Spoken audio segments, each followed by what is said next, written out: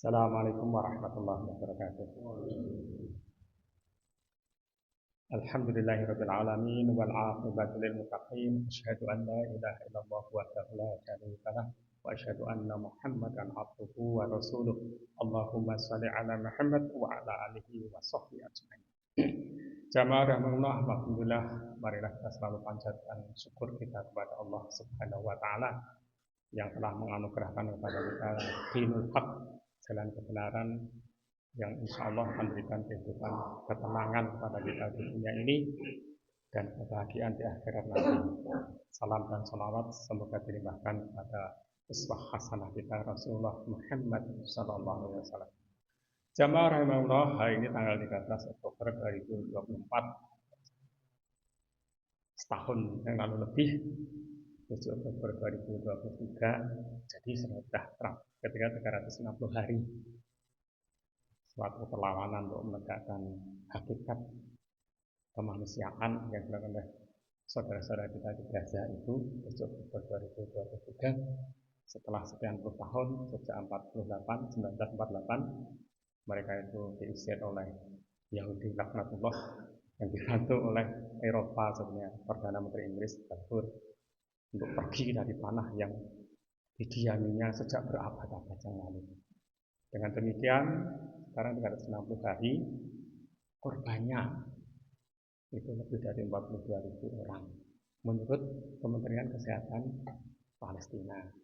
Real korbannya itu karena kan banyak yang tertimbun, banyak yang terkubur dan sebagainya. Menurut WHO itu sekitar 2-3 kalinya. Jadi sekitar 100.000. Jadi setiap hari Yahudi laknatullah Israel, si Netanyahu itu membunuh sekitar satu komplek kita inilah setiap hari. Itu adalah yang meninggal, belum yang terluka dan sebagainya. Nah, dengan demikian tidak aneh ada seorang jurnalis dari Amerika, kalau salah baru ini menyatakan bahwa Gaza itu bagaikan slaughterhouse, industrial slaughterhouse. Jadi sebagai penjagalan atau jagal, tempat penjagalan manusia, industri penjagalan manusia. Maaf istilahnya agak pelak ya, sebenarnya untuk memberikan istilah yang kasar, untuk memberikan kesadaran kepada kita semua. Dia menyatakan same on you abadullah. Jadi maksudnya setiap orang di dunia ini malu melihat kenyataan seperti itu.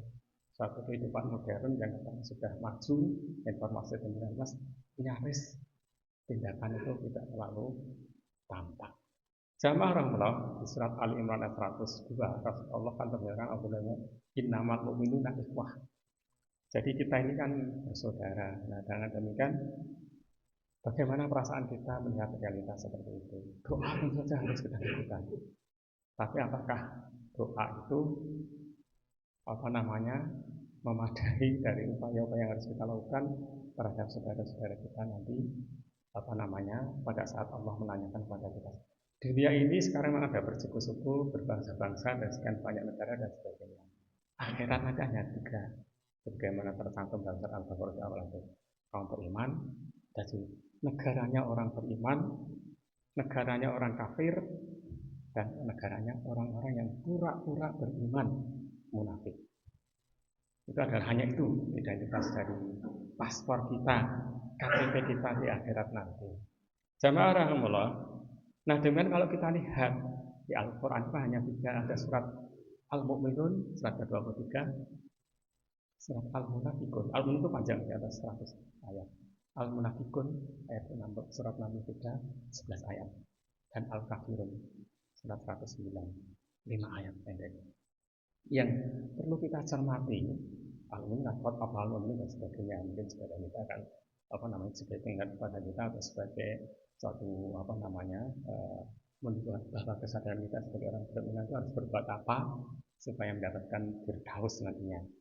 Al-Kafirun jelas kita tidak boleh, pokoknya posisi kita masing-masing lah, kayak kuliahnya Al-Kafirun la'abudu mata'budun dan seterusnya, masing-masing saja, tidak usah ada kebersamaan dalam ibadah apapun bentuk ibadahnya itu, meskipun ibadah itu bukan di tempat yang khusus untuk ibadah.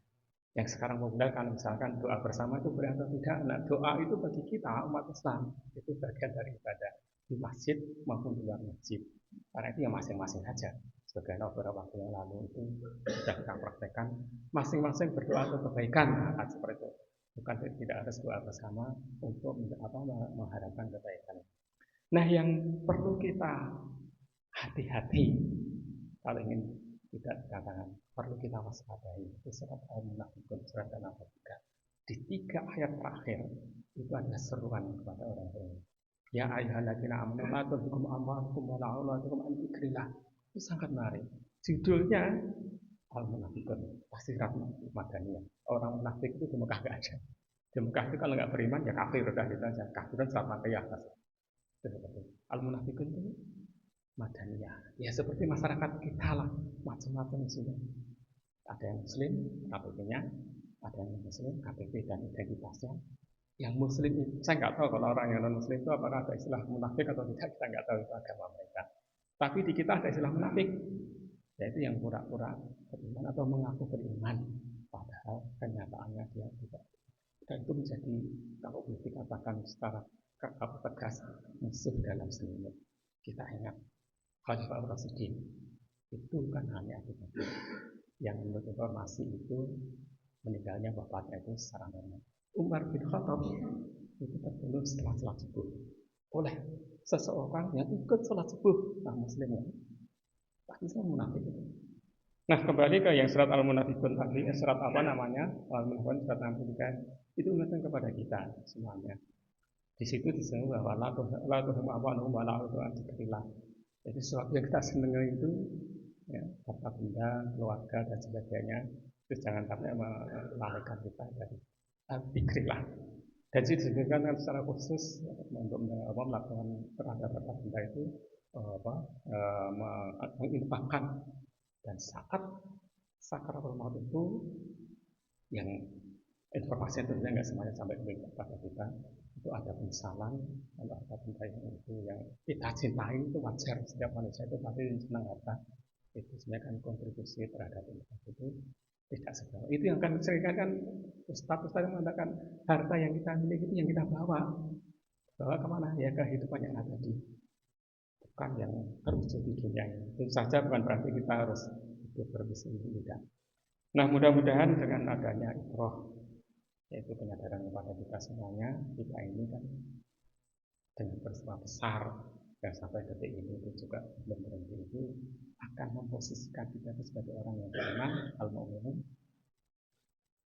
Itu yang kita harapkan. Atau jangan-jangan kita sudah jatuh kepada al-munafiqun. Itu sebagai iqroh. Peristiwa di dunia apapun adalah itu.